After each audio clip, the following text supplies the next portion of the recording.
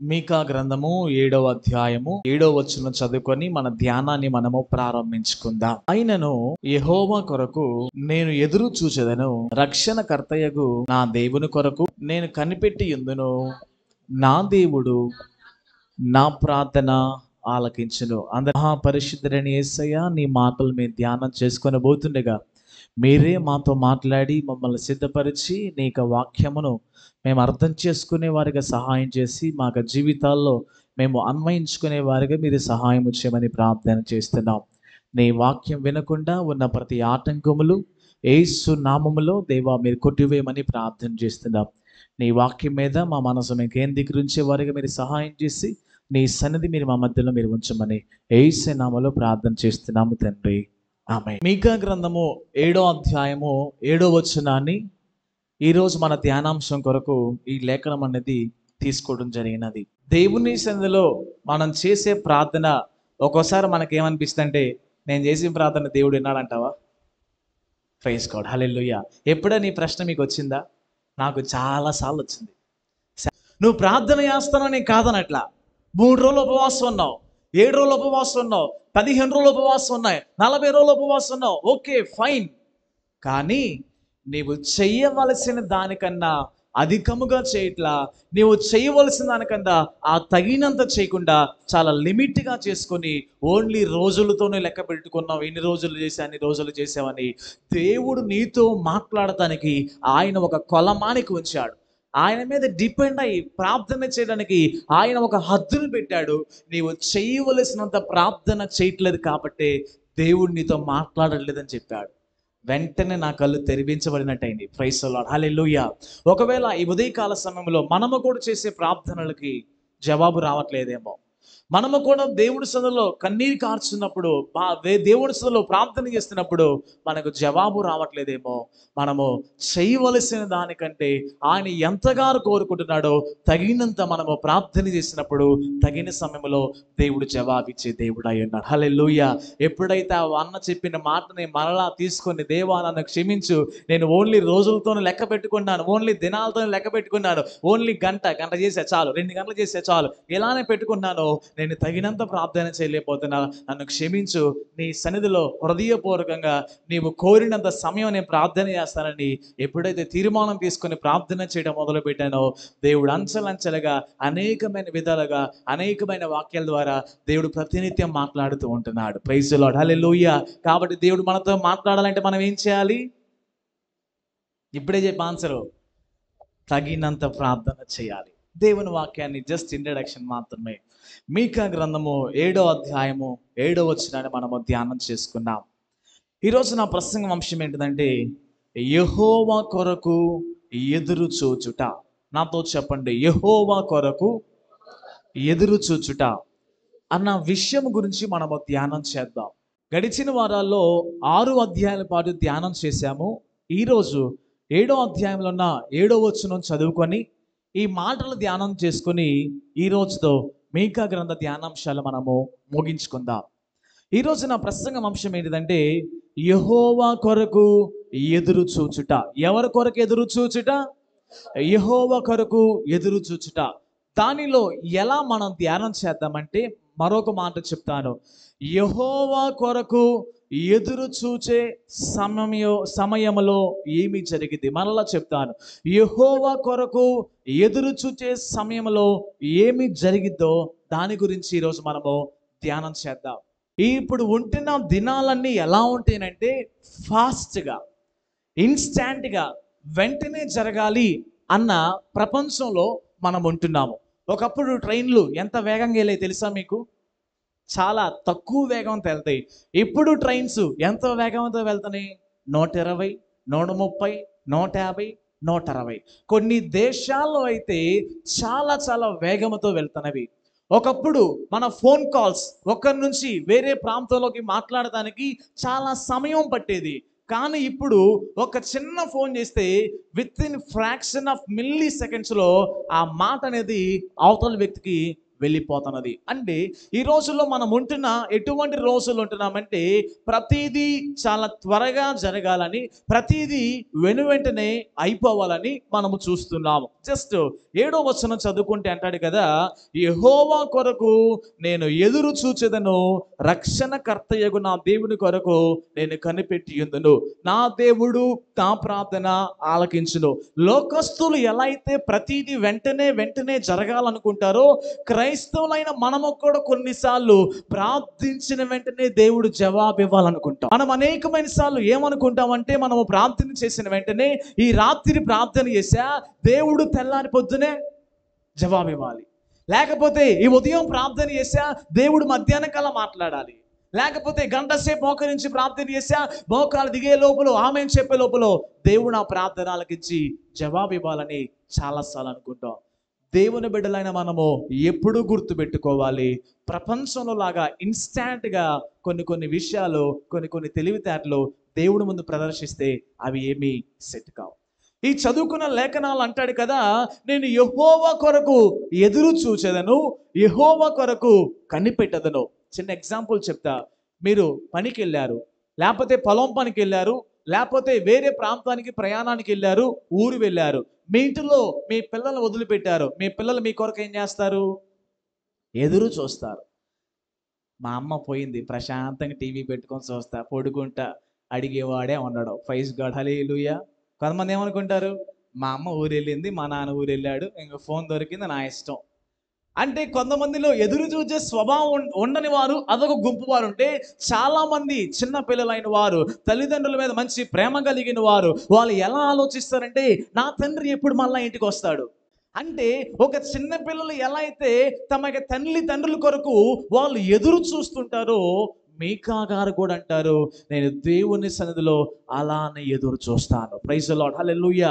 మరొక మాటలో మీకు చెప్తాను, ఒక పక్షి గూడులో పక్షి పిల్లలు ఉంటే, ఆ పక్షి పిల్లలంట ఎప్పుడు నోరు తెరుచుకొని ఉంటాయంట. ఆ పక్షి లేకపోతే తమ తల్లి ఆహారం తీసుకుని ఎప్పుడు వస్తుంది, లేకపోతే తమ తండ్రి ఆహారాన్ని సంపాదించుకొని ఎప్పుడు మా నోటిలో ఆహారం పెడతాడని పక్షి పిల్లలు ఎప్పుడు నోరు తెరుచుకొని తమ తల్లి తమ తండ్రి తెచ్చే ఆహారం కొరకు ఎదురు చూస్తూ అలా ఉంటాయంట. ప్రైజ్ ది లార్డ్, హల్లెలూయా. దేవుని బిడ్డలైన మనము కూడా మనం ఆలోచించవలసిన విషయం ఏంటంటే, దేవుని సన్నిధిలో ప్రార్థన చేస్తున్నప్పుడు మనం ఎదురు చూస్తూ కనిపెడుతూ మనము ప్రార్థన చేయాలి. ఎప్పుడు దాకా ప్రార్థన చేయాలి? ఆయన ప్రార్థన ఆలకించేదాకా ప్రార్థన చేయాలి. ఆయన మనతో మాట్లాడేదాకా ప్రార్థన చేయాలి. ఆయన కార్యం చేసేదాకా మనము ప్రార్థన చేయాలి. ఆయన అద్భుతం చేసేదాకా ప్రార్థన చేయాలి. ఆయన మనం చేస్తున్న ప్రార్థన ద్వారా ఆయన గొప్ప కదలికను తీసుకొచ్చేదాకా నిత్యము దేవుని సన్నిధిలో మనము ప్రార్థన చేస్తూ ఉండాలి. ప్రైజ్ ది లార్డ్, హల్లెలూయా. కాబట్టి దేవుని బిడ్డలైన మనము ఈ ఉదయకాల సమయంలో యెహోవా కొరకు ఎదురు చూస్తూ, యెహోవా కొరకు కనిపెడుతూ అలా మనము ప్రార్థన చేయాలి. ఇలా ప్రార్థన చేస్తున్న సమయంలో జరుగుతున్న కొన్ని సమస్యలు మనం ఎదుర్కొంటాము, లేకపోతే కొన్ని ఇబ్బందులు ఎదుర్కొంటాము. వాటి గురించి నేను మీతో చెప్పి నా మాటలు ముగించాలని నేను ఆశపడుతున్నాను. మొదటి విషయాన్ని మనం చదువుకుందాం. ఇక్కడ మీకా గారు ఎప్పుడు ఎదురు చూస్తున్నారు, మీకా గారు ఎప్పుడు కనిపెడుతున్నాడు? మొదటి 7వ అధ్యాయము మొదటి వచనం చదువుకుందాం. ఆ 7వ వచనం అర్థం కావాలంటే 7వ అధ్యాయము మొదటి నుంచి 6 వచనాలు చదువుకుంటే మనకు అర్థమవుతుంది. ఒక్కొక్క వాక్యం చదువుకుందాం. 7వ అధ్యాయము మొదటి వచనంలో ఒక మాట ఉండిద్ది, వేసవి కాలపు పండ్లను ఏరుకొనిన తర్వాతను, ద్రాక్ష పండ్లు పరిగె ఏరుకొనిన తర్వాతను ఎలాగుండునో నా స్థితి అలాగే ఉన్నది. ద్రాక్ష పండ్ల గెల ఒకటియు లేకపోయెను. ద్రాక్ష పండ్ల గెల ఒకటి లేకపోయిను. నా ప్రాణముకిష్టమైన ఒక కొత్త అంజూరపు పండైనను లేకపోయెను. చాలండి. 7వ వచనంలో ఏమన్నాడు? ఫస్ట్ మాట నాతో చెప్పండి. అయినను ద్రాక్ష పండ్లు లేకపోయినా, నాకిష్టమైన ఆహారము ఏది లేకపోయినా నేను దేవుని కొరకు కనిపెడతా. హల్లెలూయా. ఈ రోజు నాకు కనుక చికెన్ కూర తేకపోతే నేను తినను అనేవాళ్ళు కొంతమంది ఉంటారు. ఈరోజు నాకు పలానా కేకు తీసుకుని రాకపోతే నేను రాను ఈ వాక్యం చదువుకుంటే మనకి చాలా స్పష్టంగా ఏం అర్థమవుతుందంటే, మీకా భక్తుడు అంటాడు, నా కుటుంబంలో ఎటువంటి ఫలాలు లేకపోయినా, నా కుటుంబంలో నా జీవితంలో సరైన ఆహారం దొరకకపోయినా, ద్రాక్ష పండు లేకపోయినా, అంజురు పండ్లు లేకపోయినా, అంటే నాకు ఆహారం లేక నేను కరువు స్థితిలో ఉండి, నేను అప్పులతో ఉండి, నేను రుణాలతో ఉండి, ఆర్థిక పరిస్థితుల్లో ఉన్నా కూడా నేను దేవుని సన్నిధిలో ఎదురు చూసి ప్రార్థన చేస్తానని చెప్తున్నాడు. హల్లెలూయా. ఈ మాట మనం చెప్పగలమా? చాలా మంది డబ్బు ఉన్నప్పుడే ప్రార్థన చేస్తారు, అన్ని అనుకూలంగా ఉన్నప్పుడే ప్రార్థన చేస్తారు. చేతిలో డబ్బు ఉండి, చేతిలో పనుండి, అన్ని ఉంటేనే ప్రార్థన చేసే వాళ్ళు ఉంటారు. మొన్న ఒక రోజు ఒక ఆమె అంటుంది, అయ్యా నాకు పని లేదు, అయ్యా నా చేతిలో డబ్బులు లేవు, ప్రార్థన చేసి చేయబుద్ధి కావట్లేదు, దేవుడి మీద విశ్వాసం కోల్పోతున్నాను. ఈ మీకా భక్తుడు అంటాడు కదా, నా ఇంటిలో కూరగాయలు లేకపోయినా, నా ఇంటిలో ఫ్రూట్స్ లేకపోయినా, నా వంట గదిలో సరుకులు లేకపోయినా, నేను దేవుని సన్నిధిలో నిత్యం విశ్వాసంతో కనిపెట్టి ప్రార్థన చేస్తాను. హల్లెలూయా. ఎప్పుడైతే మన ఆత్మీయ జీవితంలో, మన విశ్వాసంలో ఇలా అడుగు వేసుకుంటూ ముందుకు వెళ్తా ఉంటే, దేవుడు మన విశ్వాసాన్ని చూసి ఆయన ప్రార్థన ఆలకించి తప్పకుండా జవాబిచ్చే దేవుడు అయి ఉన్నాడు. హల్లెలూయా. పిఎం శామ్యుయల్ గారంట కేరళ నుంచి ఆంధ్ర వచ్చారు. ఎప్పుడైనా మీ పక్కింటి వాళ్ళని, అమ్మ ఈరోజు ఏం కూర చేసుకున్నావు, ఈరోజు ఏం వంట చేసావు సహజంగా అడుగుతాం. ఈరోజు ఇంట్లోంచి వాసన రాలేదనుకో, ఏంది ఈరోజు అన్నం వండలేదా, కూర వండలేదా అని అడుగుతాం. సేమ్ అలానే దేవుని సేవకులు కేరళ వదిలేసి విజయవాడ వచ్చారండి. వారికి తినటానికి ఆహారం లేదు, వండుకోవడానికి కూరగాయలు లేవు, రైస్ ఏం లేవు. అయితే వారు ఏం చేశారంటే, ప్రతిరోజు పొద్దునంట, మనకి ఎలా అయితే పాత రోజుల్లో గ్యాస్ స్టవ్ లేకుండా ఏముండేవి, పొయ్యిలు ఉండేవి. అప్పుడు మీరు ఇంట్లో వంట వండుకున్నారని ఎలా తెలిసింది? ఆ పొయ్యిల నుంచి బయటికి, గొట్టల నుంచి బయట పొగ వచ్చిందనుకో, మీరు వంట వండుకున్నారు అని తెలిసింది అందరికీ. అలానే ఆ పాస్టర్ గారంట ఏమీ లేకపోయినా ఉదయాన ఒట్టి కట్టెలు పెట్టి ఒట్టి నిప్పేసి పొగ వచ్చేటట్టు చేసేవారంట. ఇంటి పక్కన ఉన్న వాళ్ళు అనుకునే వాళ్ళంట, ఓకే పాస్టర్ వాళ్ళు ఇలా భోజనం చేశారు, పాస్టర్ వాళ్ళు ఇవాళ అన్నం కూర వండుకుని అనుకునేవాళ్ళంట. తర్వాత సేవకులు అంటారు, అలా ఎన్నో నెలలు, ఎన్నో వారాలు మేము ఆకలికి మాకు ఎన్నో ఉంటూ ఆహారం లేక మేము జస్ట్ ప్రజల ముందు మేము తిన్నాము, వండుకున్నామని చెప్పుకోవడానికి మా పొగ గొట్టంలో నుంచి ఉట్టి గాలి మాత్రమే వస్తుంది, పొగ మాత్రమే వస్తుంది. మీరు కూడా మీ కుటుంబాల్లో ఒకవేళ డబ్బులు లేవేమో, కూరగాయలు లేవేమో, ఏదైనా సరే, నిజంగా చెప్తానండి, చాలాసార్లు ఈ కార్యాలు మీ కుటుంబాల్లో కూడా జరగనీయడే దేవుడు.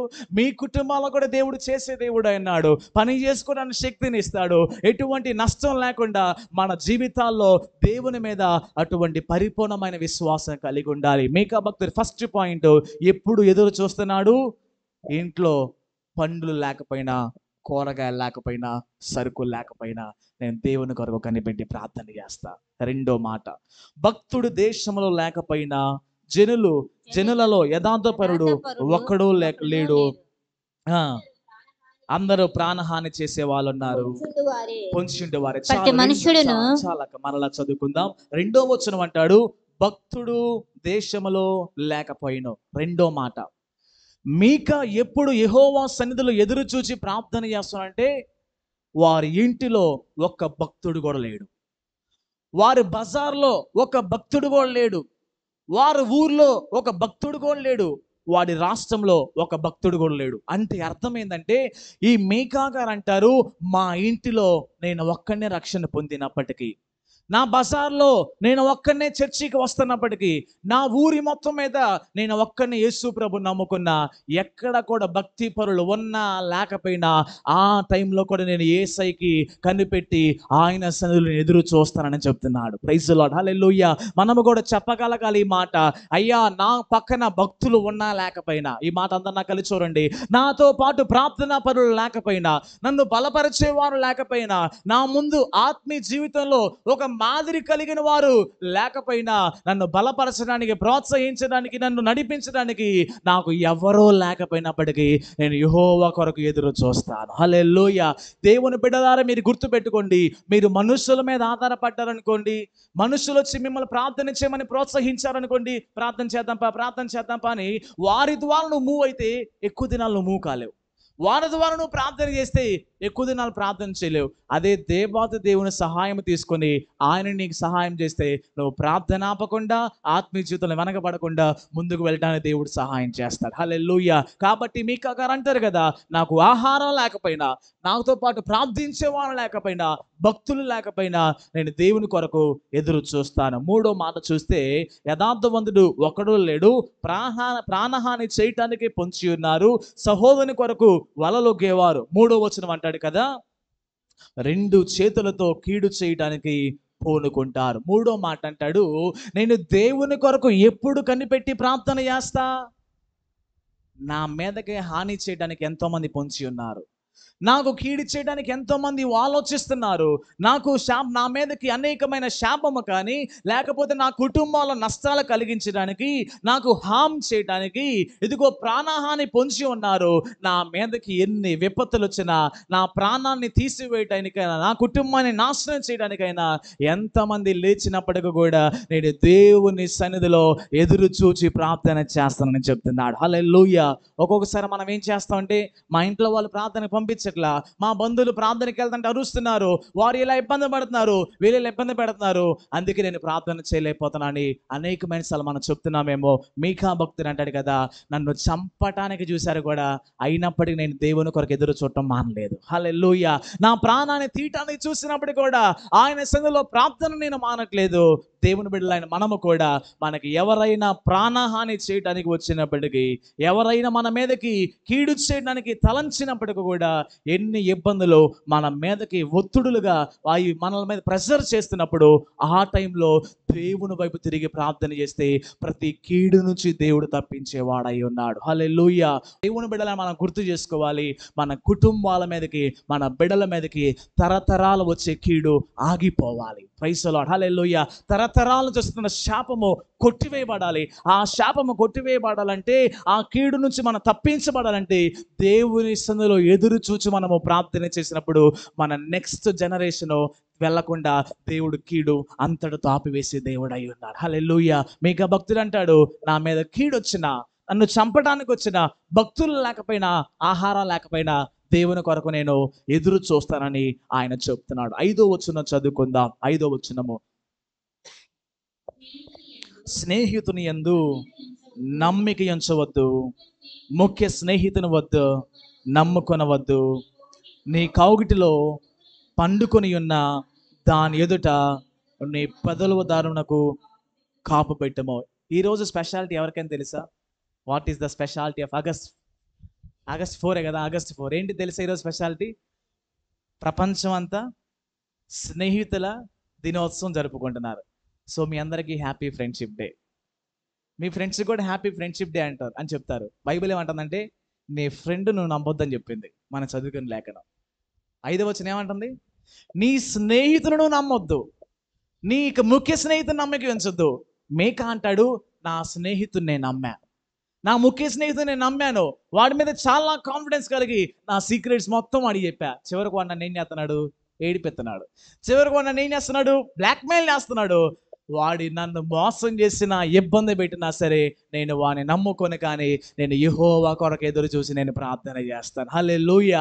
ఈ యొక్క ఫ్రెండ్షిప్ డే స్పెషల్గా దేవుని వాక్యం నుంచి మనం నేర్చుకోవాల్సిన విషయం ఏంటంటే, ఏ ముఖ్య స్నేహితులు నమ్మవసరలా, ఏ స్నేహితులు నమ్మవసరలా. చాలా మంది అంటారని తెలుసా, డాడీ మమ్మీ ఆ అమ్మాయి చాలా మంచిది, అదిగో ఆ అబ్బాయి చాలా మంచోడు, చాలా బాగా మాట్లాడతాడు, చాలా క్లోజ్గా బాగా కేర్ చేస్తాడు, చివరి ముంచి లేపుతాడు. Praise God. నువ్వు ముగినికి లెగిసిందాక కూడా నీకు తెలియదు. కాబట్టి ఎవరిని నమ్మద్దు.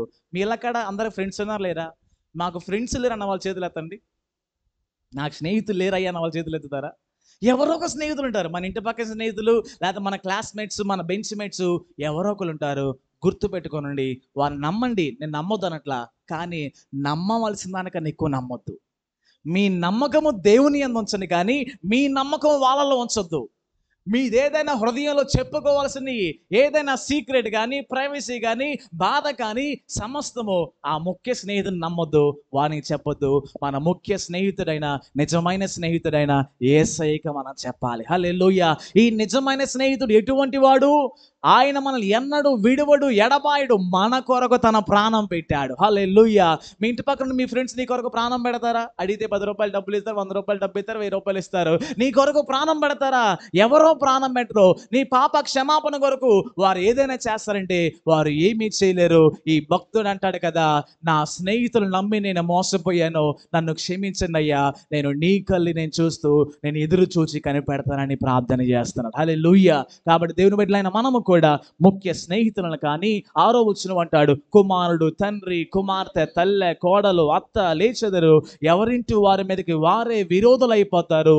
అంటే అర్థం ఏంటంటే, నా ఇంట్లో వాళ్ళందరూ నా మీద వ్యతిరేకంగా మాట్లాడినా నేను దేవుని కల్లి ఎదురు చూస్తాను. హల్లెలూయా.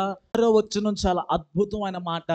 6వ వచనం అంటాడు, ఇది ఫ్యామిలీ గురించి మాట్లాడుతున్నాడు దేవుడు. 6వ వచనంలో మీకా భక్తుడు ఏమంటాడంటే, ఒకవేళ నా కుటుంబంలో నా అత్త నా మీద వ్యతిరేకం లేచిన, నా కోడలు నా మీద వ్యతిరేకం లేచిన, లేకపోతే నా తండ్రి నా మీద వ్యతిరేకం లేచిన, నా తల్లి నా మీద వ్యతిరేకం లేచిన, నా అన్న తమ్ముళ్ళు చెల్లి అక్క ఎవరైనా నా మీద వ్యతిరేకంగా లేచి నన్ను ఎంతగా బాధించినప్పటికీ, ఎంతగా శ్రమ పెట్టినప్పటికీ కూడా అయినను నేను యెహోవా కొరకు ఎదురు చూచేదను. హల్లెలూయా. నీ కుటుంబీకులు ప్రేమించినప్పుడే దేవుని ఎదురు చూడటం కాదు, అమ్మ బాగున్నావా అందరం కలిసి ఉందాం అమ్మ అన్నప్పుడే కాదు దేవుని ఎదురు చూడటం. నీ మీదికి సమస్యలు, శ్రమలు, ఇబ్బందులు ఎన్ని వ్యతిరేకంగా లెగుస్తున్నప్పటికీ కూడా నీ నమ్మిక, నీ చూపు వారి కళ్ళి కాదు, కానీ మనం ఎదురు చూడాల్సింది ఎవరి కొరకంటే పరలోకపు దేవుని వైపు మనం ఎదురు చూడాలి. హల్లెలూయా. ఈ వాక్యం చదువుతుంటే నాకు చాలా సంతోషం వేసింది.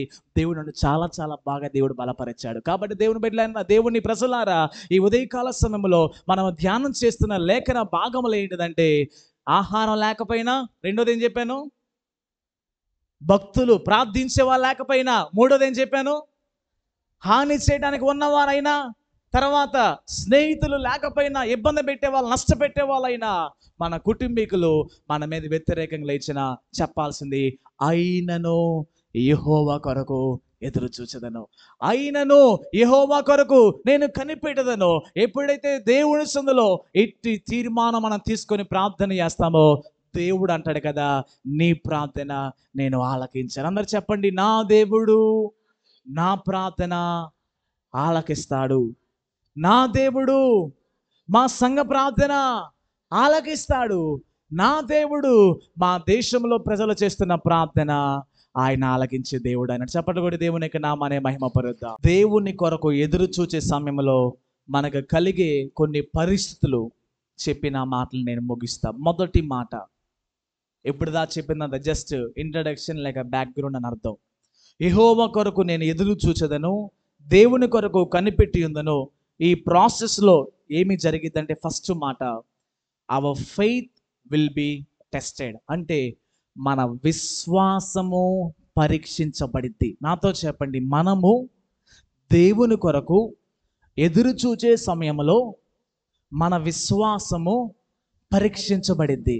మరలా మన విశ్వాసము పరీక్షించబడిద్ది. దీని గురించి కొంత సమయం ధ్యానం చేద్దాం. ఈ వాక్యాన్ని గడిచిన రాత్రి నేను ప్రార్థన చేస్తున్నాను, దేవా ఆ 7వ వచనములో ఇలా సెలవిస్తుంది, ఎలా మాట్లాడాలి, ఎలా చెప్పాలి, కొన్ని ఆలోచన ఇవ్వమని దేవుని సన్నిధిలో ప్రార్థన చేస్తుంటే దేవుడు ఒక 2-3 విషయాలు నా హృదయంలో పెట్టాడు. ఆ మాటలు మీ ముందు ఉంచి నా మాటలు ముగించాలని ఆశపడుతున్నాను. ఈ భక్తుడు ఎలా అయితే మీకా భక్తుడు అంటాడో, నేను దేవుని కొరకు ఎదురు చూస్తున్నాను, దేవుని కొరకు కనిపెడుతున్నాను అంటాడు కదా, అది ఒక ప్రాసెస్. మనం ప్రార్థన చేయటము, దేవుడు ప్రార్థనకి జవాబు ఇవ్వటం అనేది ఒక ప్రాసెస్ అయినది. కాబట్టి ఈ ప్రాసెస్ని కనిపెట్టడం, లేకపోతే ఈ ప్రాసెస్ని ఎదురు చూడటం అని ఈ వాక్యం సెలవిస్తుంది.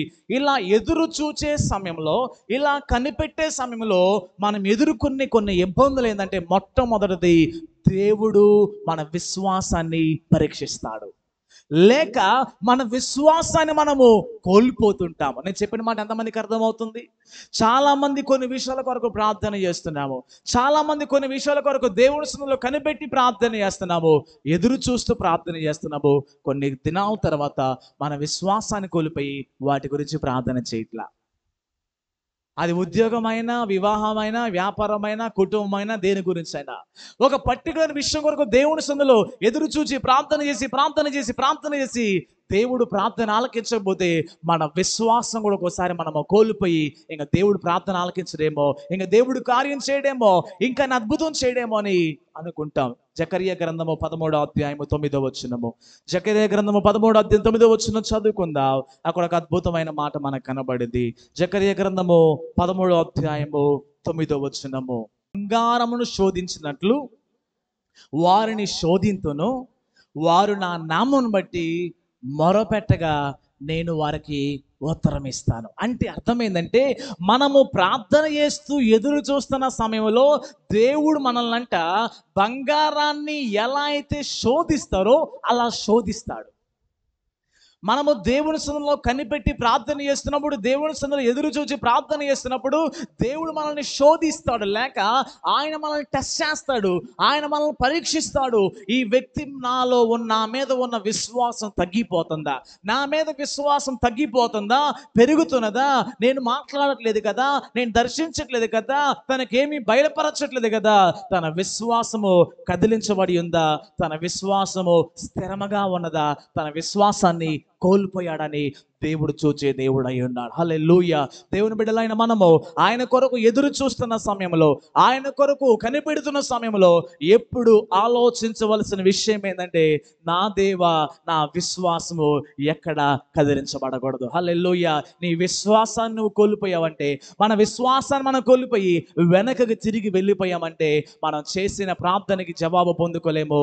మనం అన్ని దినాలు ఉపవాసం ఉన్న సమస్తం వ్యర్థముగా మార్చబడింది. కాబట్టి మన విశ్వాసాన్ని ఆయన పరీక్షించినప్పుడు మనము చెప్పగలగాలి, నా దేవా, నా విశ్వాసంలో నేను దృఢంగా ఉన్నా. బైబిల్లో ఒక మాట ఉంది, యేసు ప్రభు అంట రెండో రాకడలు వచ్చేటప్పుడు ఒక మాట ఉంది, నేను మీలో విశ్వాసము కనుగొలనా. ఆ మాట ఎప్పుడేం చదివారా? దేవుడు అంటాడు, నేను రెండో రాకడలో వస్తాను, మధ్యాకాశంలో వస్తాను, వచ్చినప్పుడు మీలో ఎంతమందికి విశ్వాసం ఉంది? మనము దేవుని కొరకు ఎదురు చూస్తున్నాం, దేవుని రాకడ కొరకు ఎదురు చూస్తున్నాం. ఆయన రెండో రాకడలో మధ్యాకాశం మీదకి వచ్చి ఆయన బోర మోగించి ఆయన స్వరం విని మనం ఎత్తబడాలని ఎదురు చూస్తున్నాయి కదా. దేవుడు అంటున్నాడు, ఎంతో మంది నా కొరకు ఎదురు చూచి అలిసిపోయి ఈ రాళ్ళైన బొక్కబాల పడుకున్నాడు, మీలో విశ్వాసం ఉన్నదా, విశ్వాసం కోల్పోయారని దేవుడు మనల్ని పరీక్షించే దేవుడు అయి ఉన్నాడు. హల్లెలూయా. కాబట్టి దేవుని బిడ్డలైన మనకి చిన్న ఎగ్జాంపుల్ మీకు చెప్తాను. అంతమందికి అబ్రహాం గురించి తెలుసు. దేవుడు అబ్రహాంకి ఎప్పుడు వాగ్దానం ఇచ్చాడు పిల్లల్ని ఇస్తానని? 75వ సంవత్సరం దేవుడు వాగ్దానం ఇచ్చాడు. దేవుడు తనకి సంతానం ఎప్పుడు ఇచ్చాడు? ఎన్ని సంవత్సరాలు లేదు పిల్లలు? 25 సంవత్సరాలు. దేవుడు ఎందుకు లేదంటే తన విశ్వాసాన్ని దేవుడు పరీక్షిస్తున్నాడు. మీరు చేసే ప్రార్థన సంవత్సరం నుంచి చేస్తున్నారు, నో ఆన్సర్. 2 సంవత్సరాల నుంచి మనము ప్రార్థన చేస్తున్నామేమో, 3 సంవత్సరాల నుంచి మనము ప్రార్థన చేస్తున్నామేమో, మనము గుర్తుపెట్టుకోవాలి, ఆయన మన ప్రార్థన ఆలకించేంత వరకు మన విశ్వాసము తొలగిపోకుండా దేవుని సన్నిధిలో అలానే మనము ప్రార్థన చేయాలి. హల్లెలూయా.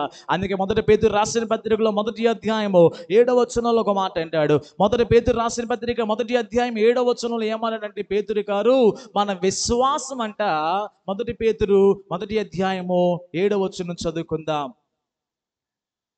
నశించిపోవు సువర్ణ అగ్ని పరీక్ష వలన శుద్ధపరచబడుచున్నది కదా, దానికంటే అమూల్యమైనది మీ విశ్వాసము ఈ శోధనల చేత పరీక్షకు నిలిచినదై యేసుక్రీస్తు ప్రత్యక్షమైనప్పుడు మీకు మెప్పును మహిమయు ఘనతయు కలుగుటకు కారణమగను. 7వ వచనంలో ఒక మాట ఉంది, ఈ శోధనల చేత మన విశ్వాసము పరీక్షించినప్పుడు నిలబడగలగాలి. Praise the Lord. హల్లెలూయా. దేవుడు మన విశ్వాసాన్ని ఆయన అగ్ని పరీక్ష వలన ఆయన మనల్ని ఏం చేస్తారంటే పరీక్షిస్తూ ఉంటాడండి. అందుకే మొదటి కొరింథీ రాసిన పత్రికలో 3వ అధ్యాయం 12వ వచనం కూడా అంటాడు, అగ్నిలంట కర్ర నేస్తారంట, రాయి నేస్తారంట, గడ్డి నేస్తారంట, బంగారం వేస్తారంట, ఏది కాలిపోయేది ఏది కాలిపోదు? గడ్డి కాలిపోయింది, కర్ర కాలిపోయింది, లేకపోతే చెక్కతో అటువంటి మొత్తం కాలిపోతాయి. కానీ బంగారాన్ని అగ్నిలో కాలిస్తే అది కాలిపోదు, కానీ దానిలో నుంచి ఒక సువర్ణమైనది బయటకు వస్తుంది. హల్లెలూయా. బైబిల్లో విశ్వాసాన్ని బంగారంతో పోల్చాడు. దేవుని బిడ్డలైన మనము ఆలోచించవలసిన విషయం ఏదైనా ఉందంటే, నేర్చుకోవాల్సిన విషయం ఏదైనా ఉందంటే, ఆయన కొరకు ఎదురు చూచే సమయంలో దేవుడు మన విశ్వాసాన్ని పరీక్షిస్తాడు. ఆయన కొరకు ఎదురు చూచే సమయంలో ఆయన మన విశ్వాసాన్ని పరీక్షిస్తాడు. ఈరోజు దేవుడు మన విశ్వాసాన్ని పరీక్షిస్తే విశ్వాసంలో మనము దాంట్లో సక్సెస్ అవ్వగలుగుతున్నామా, మన విశ్వాసంలో మనము కోల్పోతున్నామా? అందుకే యోబు భక్తుడు అంటాడు ఒక మాట, యోబు గ్రంథము 23వ అధ్యాయం 10వ వచనము. యోబు భక్తుడు ఒక మాట అంటాడు, యోబు గ్రంథము 23వ అధ్యాయం 10వ వచనములో ఏమంటాడంటే చాలా అద్భుతమైన మాట ఉన్నది. ఈ మాట అందరూ చదువుదా. యోబు గ్రంథము 23వ అధ్యాయము 10వ వచనంలో అంటాడు, నేను నెక్స్ట్ మాట, ఆయన నన్ను శోధించిన తర్వాత నేను సువర్ణం వలె కనపడును. అందరు చెప్పండి, ఆయన నన్ను శోధించిన తరువాత నేను సువర్ణం వలె కనపడుదును. అంటే ఆయన కొరకు ఎదురు చూస్తున్న సమయంలో దేవుడు మన విశ్వాసంలో మనల్ని శోధిస్తాడు. దేవుడు మన విశ్వాసానికి పరీక్ష పడతాడు. మన విశ్వాసంలో ఉన్నామా, విశ్వాసంలో వెనకకెళ్ళిపోయామా, విశ్వాసంలో సన్నగిల్లిపోయామా? ఈ ఉదయకాల సమయంలో దేవుడు మనతో మాట్లాడుతున్న విషయం ఏంటంటే, ఆయన కొరకు ఎదురు చూసే సమయంలో విశ్వాసంలో కదిలించబడ్డామేమో, మరలా తిరిగి ప్రార్థన చేయాలి. యేసయ్యా, నేను నీ కొరకు ఎదురు చూస్తున్నా. కార్యం జరిగినా కార్యం జరగకపోయినా, కూరగాయలు ఉన్నా లేకపోయినా, ఇదిగో నా మీదకి ఎంతమంది వ్యతిరేకంగా లేచినా, నాకు హాని చేసేవారు ఉన్నప్పటికీ నా విశ్వాసం నుంచి నేను తొలగిపోకుండా నీ కొరకు నిత్యం నేను ఎదురు చూస్తానని ప్రార్థన చేసుకోవాలి. హల్లెలూయా. కాబట్టి మొట్టమొదటి మనం ధ్యానం చేసుకున్నాము, ఆయన మన విశ్వాసాన్ని పరీక్షిస్తాడు. అందుకే యాకోబు భక్తుడు ఒక మాట అంటాడు. యాకోబు పత్రిక 1వ అధ్యాయం 12వ వచనంలో ఏమంటాడంటే, ఎవరైతే ఈ విశ్వాసంలో వాళ్ళు ఈ శోధనలో సహిస్తారో దేవుడు వారికంట 12వ వచనం చదువుకుందాం. 1వ అధ్యాయం 12వ వచనము, శోధనను సహించువాడు ధన్యుడు, అతడు శోధనకు నిలిచిన వాడై ప్రేమించు వారికి వాగ్దానం చేసిన జీవ కిరీటము పొందును. దేవుని బిడ్డలైన మనకు కూడా ఆయన కొరకు కనిపెట్టినప్పుడు, ఆయన కొరకు ఎదురు చూసినప్పుడు, మన విశ్వాసాన్ని పరీక్షిస్తున్నప్పుడు, ఆ శోధనలో నిలబడినప్పుడు దేవుడు మన కొరకు ఉంచిన వాగ్దానాన్ని మనం పొందుకుంటాం. హల్లెలూయా. అది భూ సంబంధమైన వాగ్దానమైన, అది పర సంబంధమైన వాగ్దానమైన, మన ఆత్మ సంబంధమైన వాగ్దానమైన, దేని కొరకైనా మనము ప్రార్థన చేస్తున్నప్పుడు, అలా కనిపెడుతూ ఎదురు చూసి మనము ప్రార్థన చేస్తున్నప్పుడు, మన విశ్వాసాన్ని పరీక్షించినప్పుడు, విశ్వాసంలో నెగ్గినప్పుడు దేవుడు మనకి రావాల్సిన ప్రతిఫలమును, రావాల్సిన ఆ వాగ్దానము దేవుడు మనకి ఇచ్చేవాడు. రెండో మాట చెప్తాను, రెండో మాట చదువుకుందాం. కీర్తనల గ్రంథము 40వ అధ్యాయము 1వ వచనం. నేను చెప్తున్న మాటలు మీ అందరికి అర్థమవుతున్నాయని నేను ఆశపడుతున్నా. కీర్తన గ్రంథం 40వ అధ్యాయము 1వ వచనం చదువుకుందాం. 40 వచనము మొదటి మాట, ఆయనని ఎదురు చూసే సమయంలో దేవుడు ఏం చేస్తాడు? మనల్ని దేవుని సన్నిధిలో ఎదురు చూస్తున్నప్పుడు, దేవుడి సన్నిధిలో కనిపెడుతున్నప్పుడు దేవుడు ఏం చేస్తాడు? మనల్ని మన విశ్వాసాన్ని పరీక్షిస్తాడు. రెండవది, దేవుడు మన సహనాన్ని కూడా పరీక్షిస్తాడు. నాతో చెప్పండి, దేవుని కొరకు ఎదురు చూచే సమయంలో దేవుడు మన యొక్క సహనాన్ని పరీక్షిస్తాడు. ఒకటేమో విశ్వాసాన్ని పరీక్షిస్తాడు, రెండోదేమో సహనాన్ని పరీక్షిస్తాడు. దేవా, ఈ సంఘంలో ప్రతి వారికి సహనం కలుగునగాక. యేసయ్య, నాకు కూడా సహనాన్ని ఇవ్వండి. దేవుని బిడ్డలారా, ఈ మాట మనం చూసినట్లయితే సహనము అన్న మాట గురించి కొంత సమయం మనం ధ్యానం చేద్దాం. ఆయన కొరకు ఎదురు చూచినప్పుడు, ఆయన కొరకు కనిపెట్టేటప్పుడు ఒక్కోసారి మనలో పేషెన్స్ పోతుంది, ఒక్కోసారి మనలో సహనము కోల్పోయింది. చిన్న దేవుని బిడ్డలైన మనకి అనేకమైన సార్లు భూలోకములో ఎలా అయితే సహనాన్ని కోల్పోతామో, నేను ఆత్మీయంగా చెప్పాలనుకుంటున్నాను, నేను భూ సంబంధమైన సహనం గురించి మాట్లాడలేదు. ఎలా అయితే భూలోకంలో కొన్నిసార్లు సహనాన్ని కోల్పోయి మనకు అసహనాన్ని వ్యక్తం చేస్తూ మన కోపాన్ని వ్యక్తం చేస్తాం కదా, చాలాసార్లు ప్రార్థించేటప్పుడు కూడా ఇలానే జరిగింది.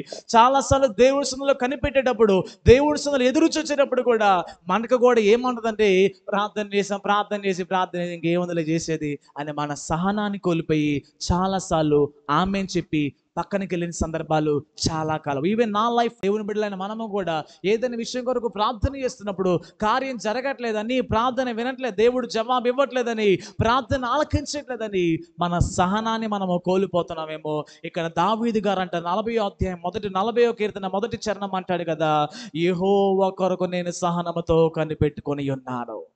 యెహోవా కొరకు నేను సహనముతో కనిపెట్టుకుని ఉన్నాను. ఆయన గంటలో జవాబిచ్చిన, లేక ఒక రోజులో జవాబిచ్చిన, ఒక వారం తర్వాత జవాబిచ్చిన, ఒక సంవత్సరం తర్వాత జవాబిచ్చిన, ఒక 10, 20, 30 సంవత్సరాల తర్వాత జవాబిచ్చినా సరే, ఆ జవాబు వచ్చేంత వరకు నేను సహనముతో కనిపెట్టి ప్రార్థన చేస్తాను. హల్లెలూయా. దేవుడు ప్రార్థన ఆలకించట్లేదని, దేవుడు కార్యం జరిగించట్లేదని మన సహనాన్ని కోల్పోయి మన కోపాన్ని ప్రదర్శిస్తామే. ఒక వ్యక్తిని చూపిస్తాను. అబ్రహాం అందరికి బాగా తెలుసు. దేవుడు అబ్రహాంకి ఏం చెప్పాడు?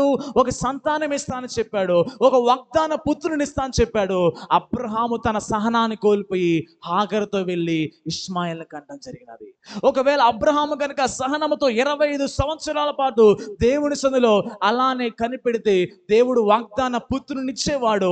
వారికి వ్యతిరేకంగా ఇష్మాయేలు, ప్రైజ్ ది లార్డ్, హల్లెలూయా, తన యొక్క అసహనాన్ని బట్టి నేటికి ఇజ్రాయెల్కి, ఇష్మాయేల్కి చాలా వైరం కలుగుతున్నది. చిన్న అసహనము, ఒక నెల, ఒక సంవత్సరంలో తనకు వచ్చిన అసహనాన్ని బట్టి జీవితాంతము ఇబ్బంది పడుతున్నారు. దేవుని బిడ్డలైన మనకి ఈ ఉదయకాల సమయం దేవుడు మనతో మాట్లాడుతున్న విషయం ఏంటంటే, మనం దేవుని యొక్క వాగ్దానం పొందుకోవడానికి, దేవుని యొక్క అటువంటి దేవుని దగ్గర నుంచి సమాధానం పొందుకోవడానికి, ఆయన దగ్గర నుంచి ఆయన స్వరం వినడానికి ఆయన మన సహనాన్ని ఆయన కోరుతున్నాడు. అందుకే యోబు భక్తుడి గురించి ఒక మాట ఉంది. యాకోబు రాసిన పత్రిక 5వ అధ్యాయం 1వ వచనము 11వ వచనం, క్షమించండి 11వ వచనం చదువుకుందాం. 5:11. దేవుని వాక్యంలో చాలా స్పష్టంగా 10వ వచనం ఏమన్నాడంటే, మీ ముందు ఎంతో మంది ప్రవక్తలు వచ్చి వాక్యం చెప్పారు, మీకు ఉపదేశం అందిస్తున్న సేవకులు చూడండి, వారి యొక్క శ్రమ అనుభవాన్ని చూడండి, వారికి ఉన్న ఓపికను చూడండి, దానిని ఒక మాదిరిగా పెట్టుకోనండి. 11వ వచనం అంటాడు కదా, సహించిన వారిని ధన్యులం అనుకొనుచున్నాము కదా. యోబు యొక్క సహనము గురించి వింటిమి. యోబు భక్తుడు సమస్తాన్ని కోల్పోయాడు. 10 మంది కుమారులు, 10 మంది పిల్లలు చనిపోయారు. అంత మాత్రమే కాకుండా ఆస్తి పోయింది, ఎడ్ల పోయినాయి, తర్వాత గొర్రెలు పోయినవి, దాసులు మొత్తం వెళ్ళిపోయారు. కేవలం ఆయన భార్య మాత్రమే మిగిలిపోయారు. తన భార్య కూడా దేవుని దూషించమని చెప్పింది. ఎంతగానో శరీరం మీద వచ్చిన, శరీరంలో కలుగుతున్న అనారోగ్యాన్ని బట్టి చివరికి చనిపోదాం అనుకుంటున్నాడు. అయినప్పటికీ తనలో సహనాన్ని ఎక్కడా కోల్పోకుండా, మీరు యోబు గ్రంథం మొత్తం చదివితే ఎక్కడా తనకు అసహనం దేవుడి ఎదుట కనుపరచడండి. ఆయన సహనము కలిగి దేవుడి సన్నిధిలో ఆయన ఉన్నాడు కాబట్టి కోల్పోయిందంతా మరలా దేవుడు తనకు అనుగ్రహించి ఉన్నాడు. హల్లెలూయా. పిల్లల్ని కోల్పోతే దేవుడు ఇచ్చాడు, ఆస్తిని కోల్పోతే దేవుడు ఇచ్చాడు. దానికి గల కారణం ఏంటంటే, యెహోవా కొరకు ఎదురు చూసే సమయంలో ఆయన పరీక్షించినప్పుడు తన సహనంలో ఫెయిల్ కాకుండా తన సహనంలో చాలా స్థిరంగా ఉన్నాడు కాబట్టి కోల్పోయినది ప్రతిదీ తను దక్కించుకున్నాడు. హల్లెలూయా. మూడోది చెప్పి ప్రార్థన చేసుకుందాం. మూడవది ఏం చెప్పాలనుకున్నానంటే, God will test our attitude. మన యొక్క స్పందన. మొదటి మాట, యెహోవా కొరకు ఎదురు చూసే సమయంలో ఆయన ఏమి పరీక్షిస్తాడు? మన విశ్వాసాన్ని పరీక్షిస్తాడు. రెండోది, ఆయన కొరకు ఎదురు చూసే సమయంలో మన సహనాన్ని పరీక్షిస్తాడు. మూడవది, ఆయన మన యొక్క స్పందనను దేవుడు పరీక్షిస్తాడు. ఇంగ్లీష్లో యాటిట్యూడ్ అనే మాట చాలా బాగా ఉంటుంది. అంటే అర్థం ఏంటంటే, మనం దేవుని కొరకు ఎదురు చూసే సమయంలో, దేవుని కొరకు కనిపెట్టే సమయంలో మన యొక్క యాటిట్యూడ్ అది పాజిటివ్గా ఉందా, నెగిటివ్గా ఉందా? మన స్పందన ఒకవేళ ఆసక్తిగా ఉంటుందా, మన స్పందన ఆసక్తి తగ్గిపోతుందా, మన స్పందన విశ్వాసంలో దృఢంగా ఉంటున్నామా, మన స్పందన సహనాన్ని కోల్పోతున్నామా? ఒక భక్తుడి గురించి చెప్తే మీకు చాలా ఈజీగా అర్థమవుతుందని నేను ఆశపడుతున్నాను. మొదటి సమూయేలు గ్రంథము 13వ అధ్యాయము 8వ వచనములో అక్కడ ఒక సందర్భం కనబడుద్ది. మొదటి సమూయేలు గ్రంథము 13వ అధ్యాయం 8వ వచనంలో అక్కడ ఒక సందర్భం ఏంటిదంటే, సమూయేలు భక్తుడు సమూయేలు ప్రవక్త సౌలుకు చెప్తాడు, అయ్యా నీవు ఒక ప్రాంతానికి వెళ్ళి అక్కడ బలి అర్పించడానికి దాని కొరకు ఒక బలిపీఠం కట్టు, నువ్వు సిద్ధపరచు, నేను వచ్చి బలర్పిస్తానంటాడు. కానీ అక్కడ ఒక మాట ఏమన్నాడంటే, ప్రవక్త రాకపోవటం ద్వారా, జనులు తన నుంచి దూరం అవటం ద్వారా, శత్రువు సైన్యం తన మీదకి రావటం ద్వారా వెంటనే ఈ యొక్క సౌలు అనే రాజు తన సహనాన్ని కోల్పోయి, తన యొక్క స్పందన అనేది ఏమైపోయిందంటే, నాకు పాస్టర్ గారు అవసరంలా, నేనే బలిపీఠ మీద బలిర్పిస్తాను అనుకున్నాడు. ఎప్పుడైతే సమూయేలు రాకముందే బలర్పించి ఆయన స్పందన ఎలా ఉందంటే, నాకు వాళ్ళ అవసరంలా, వీళ్ళ అవసరంలా, నేనే బలిర్పిస్తానని వెళ్ళిపోయాడు. దేవుని ద్వారా ఎంతగానో ఆయన శపించబడ్డాడో, వెంటనే తన రాజ్యాన్ని దేవుడు తన చేతిలో తీసేసి వేరే వారి చేతిలోకి దేవుడు రాజ్యం ఇచ్చేసాడు. ఎందుకని సౌలు జీవితంలో ఆ రాజ్యం తన చేతిలోంచి వెళ్ళిపోయిందంటే, దానికి గల కారణం ఏంటంటే, దేవుని సేవకుని యొక్క మాట కొరకు, ఆయన సేవకుని కొరకు ఎదురు చూడమంటే, సమూయేలు రాకపోయేసరికి ఎదురు చూసి ఇంకా పాస్టర్ గారు రాలేదే, ఇంకా పాస్టర్ గారు రాలేదే, ప్రార్థన చేయడానికి ఎవరు రాలేదే, ఇదిగో నేనే బలర్పిస్తానని సమూయేలు చేసిన పరిస్థితిని బట్టి దేవుడు తన రాజ్యాన్ని తన చేతుల నుంచి పక్క వ్యక్తి చేతిలో పెట్టాడు. ఒక మాట చెప్పి ప్రార్థన చేసుకుందాం. ఒక మత్తయి సువార్త 15వ అధ్యాయం అనుకుంటా, మత్తయి సువార్త 15వ అధ్యాయంలో ఈ మాట చెప్తే ఇంకా మీకు చాలా స్పష్టంగా అర్థమవుతుంది. 15వ అధ్యాయము 22వ వచనం చదువుకుందాం. 22వ వచనం చదువుకుందాం. చాలండి, ఈ లేఖనాల్లో మనకి కొంతమంది వ్యక్తులు కనబడతారు. కనాను నుంచి ఒక స్త్రీ వచ్చింది, యేసు ప్రభుతో పాటు శిష్యులు కనబడతారు. ఇప్పుడు మనం మూడో మాట ఏం చెప్తున్నామండి, యెహోవా కొరకు ఎదురు చూసే సమయంలో దేవుడు మనల్ని ఏమి ఆయన టెస్ట్ చేస్తాడని చెప్పాను. మన స్పందన ఆయన పరీక్షిస్తాడు కదా. ఒకరోజు యేసు ప్రభువు నడుచుకుంటూ వెళ్తాడంట, ఆయన వెనక ఒక ఆమె పరిగెత్తుకుంటూ వచ్చింది. ఆమె దేవురు కనాను స్త్రీ. ఆమె వచ్చేసి ఏమని చెప్తుంది, పాస్టర్ గారండి, యేసయ్య మా కూతురికి దయ్యం పట్టింది, ఇప్పుడు ఏం చేయాలి, ఒక మాట చెప్పు, చిన్న ప్రార్థన చేయి, ఆమెకి విడుదల కలిగిద్దని ఈమె ప్రార్థన చేస్తుంది. యేసు ప్రభులు వారు ఏం చెప్పాడు, ఏం చెప్పలా. ఆయన ఒక్క మాట అయినను పలకల అని చాలా స్పష్టంగా ఉంది 23వ వచనంలో. అందుకు ఆయన ఒక్క మాట అయినను చెప్పలా. 22వ వచనం అంటాడు, ఆమె కేకలేసిందంట, ఆమె కరుణించమని అడిగిందంట, యేసయ్య కొరకు ఎదురు చూచింది, యేసయ్య కొరకు కనిపెట్టింది. యేసు ప్రభు ఏమీ మాట్లాడలా, విననట్టుగా ఉన్నాడు. తర్వాత మరొక మాట కూడా యేసు ప్రభులు వారు అంటాడు, అక్కడ శిష్యులు ఈమెను పంపివేమంటాడు, కానీ అలానే కేకలేస్తుంది. 26వ వచనంలో ఏమంటాడంటే, పిల్లలు రొట్టె తీసుకొని కుక్క పిల్లలు వేయుటకు యుక్తము కాదని చెప్పాడు. అంటే ఆయన మాట్లాడుతున్న మాట, ఆయన ఈమెలో తన యొక్క స్పందన దేవుడు చూస్తున్నాడు. ఆమె వచ్చి మ్రొక్కింది, వచ్చి కేకలేసింది, ప్రార్థించింది. యేసు ప్రభు ఏమీ రెస్పాండ్ కావట్లా. యేసు ప్రభు ఆమెలో ఉన్న విశ్వాసాన్ని, ఆమెలో ఉన్న స్పందన దేవుడు చూస్తాడు కదా. ఆమె నిజమే ప్రభువా, కుక్క పిల్లలు కూడా తమ యజమానుల బల్ల మీద నుండి పడు మొక్కలు తినును కదా అని చెప్పాడు.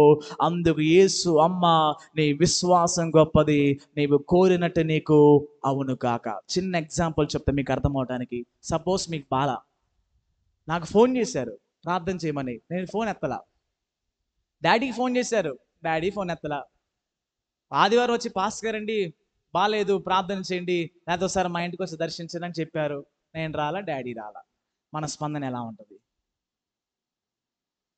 దేవుడి సందులో ప్రార్థన చేస్తాం, దేవుడు మాట్లాడట్లా, స్వస్థపరచట్ల, కార్యాలు చేయట్లా, మనం ఏమంటాం, ఇది కాదు ఇంకోటి.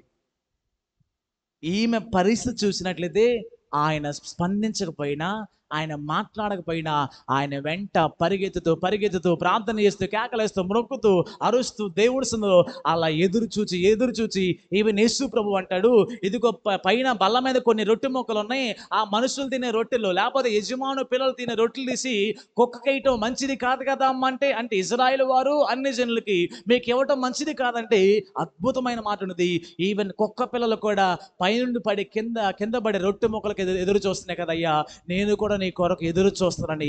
ఎప్పుడైతే తన యొక్క యాటిట్యూడ్ ఎక్కడ మారకుండా, తన స్పందన చాలా పాజిటివ్గా, చాలా తగ్గింపుగా, తన విశ్వాసంలో, తన సహనంలో ఎక్కడా కోల్పోకుండా, తన యాటిట్యూడ్, తన స్పందన చాలా మంచిగా ఉండడం ద్వారా దేవుడు అంటాడు, నీ యొక్క స్పందనను బట్టి, నీ విశ్వాసాన్ని బట్టి నీకు జరుగును కాక. హల్లెలూయా. దేవుని బిడ్డలని మనము ఎప్పుడు గుర్తుంచుకోవాలి, మనకి పరిస్థితులు ఇబ్బందిగా ఉన్నా, మనకి క్లిష్ట పరిస్థితులు ఇబ్బందిగా ఉన్నా, ఎదురు చూస్తున్నప్పటికీ, కనిపెడుతున్నప్పటికీ దేవుడు మాట్లాడబోయిన కార్యం చేసిన కార్యం చేయకపోయినా మన స్పందన ఎప్పుడు కూడా రెబలియస్గా ఉండకూడదు. ఎప్పుడు మన యాటిట్యూడ్, ఎప్పుడు మన బిహేవియర్లో డిసొబీడియన్స్ అనేది రాకూడదు, అవిధేయత రాకూడదు, కోపం అనేది రాకూడదు, లేకపోతే వ్యతిరేకంగా మాట్లాడకూడదు. మనకి డిపెండెన్స్, మన విశ్వాసం, పరిపూర్ణమైన నమ్మకము దేవుని మీద ఉంచి నీవు నా జీవితంలో కార్యం చేసేంత వరకు నా స్పందన ఒక పాజిటివ్గా ఉంటుందని మనము ప్రార్థన చేసుకోవాలి. హల్లెలూయా. మోషే 40 దినాల పాటు కొండకి ప్రార్థన చేస్తే ఆయన కొండ దిగట్లేదని వీళ్ళు ఏం చేశారు? బొమ్మను చేసుకొని ఎగిరారు. అంటే అర్థమైందంటే మోషే మాకు లేకపోతే, మోషే కొరకు ఎదురు చూచే అనుభవం లేదు, సేవకుని కొరకు ఎదురు చూచే అనుభవం లేదు, దేవుని కొరకు ఎదురు చూచే అనుభవం లేదు, నెత్తి మీద పెట్టేసుకొని ఇదే మా దేవుడు ఐగుప్తు నుంచి తీసుకొని వచ్చాడని చెప్తున్నారు. చాలాసార్లు కూడా దేవుడు కార్యం చేయకపోతే ఆయన మీద మన విశ్వాసం కోల్పోతున్నాం, మన సహనాన్ని కోల్పోయి మన స్పందన చాలా అవిధేయకరంగా ఉంటుందని దేవుడు ఎంతగానో మాట్లాడుతున్నాడు. కాబట్టి దేవుని బిడ్డలైన మనము ఎప్పుడైతే ఆయన కొరకు కనిపెడతామో, కీర్తన 25:3 అంటాడు కదా, కీర్తన 25:3 చదివి ప్రార్థన చేసుకుందాం. ఆయన కొరకు కనిపెట్టువారు ఎప్పుడు సిగ్గుపడరు. నాతో చెప్పండి, దేవుని కొరకు కనిపెట్టువారు ఎప్పుడు సిగ్గుపడరు. నీ పక్కన వాళ్ళకి చెప్పు, నీవు దేవుని కొరకు కనిపెడితే నీ జీవితంలో నీవు సిగ్గు పొందవు. చెప్పారు పక్కన వాళ్ళకి? నువ్వు దేవుని కొరకు ఎదురు చూస్తే, దేవుని కొరకు కనిపెడితే దేవుడు ఎప్పుడు నిన్ను సిగ్గుపరచడు. ప్రైజ్ ది లార్డ్, హల్లెలూయా. అది మీ బంధువుల ముందు దేవుడు సిగ్గుపరచడు, నీ కంపెనీలో, లేకపోతే నీ చదువులో, నీ క్లాసులో, నీ బజార్లో, నీ పక్కనింటి వారితో ఎవ్వరి ముందు కూడా దేవుడు ఎప్పుడు మనల్ని సిగ్గుపరచకుండా తల ఎత్తుకునే వారిగా దేవుడు చేసేవాడై ఉన్నాడు. హల్లెలూయా. అది ఎప్పుడు జరిగిద్దంటే ఆయన కొరకు కన్ను పెట్టుకున్నప్పుడు, ఆయన కొరకు ఎదురు చూసినప్పుడు మన విశ్వాసం కోల్పోకుండా, మన సహనాన్ని కోల్పోకుండా, మన స్పందన, మన యాటిట్యూడ్, మన బిహేవియర్లో ఎటువంటి చేంజెస్ రాకుండా అలా పాజిటివ్గా ఉన్నప్పుడు దేవుడు మనల్ని ఎప్పుడు ఆయన సిగ్గుపరచకుండా, ఆయన మన జీవితాల ద్వారా ఆయన నామాన్ని మహిమపరుస్తూ మన ముఖంలో సంతోషం కలిగింపజేసి దేవుడు మనల్ని ఉన్నతమైన శిఖరాలకి ఇచ్చే దేవుడు అయి ఉన్నాడు. హల్లెలూయా. అటు కృప దేవుడు మనకి, మన పరిచయలకు అనుగ్రహించును గాక. మోకరించండి, ప్రార్థన చేసుకుందాం.